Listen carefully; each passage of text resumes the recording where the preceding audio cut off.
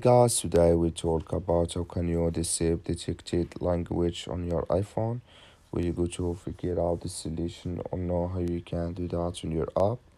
So all you have to do in first, you just click on settings here. So then it's going to take you to your settings. It's going to show for you like this. Then you go down, just keep going down here. So then you click here on accessibility here, just click on it.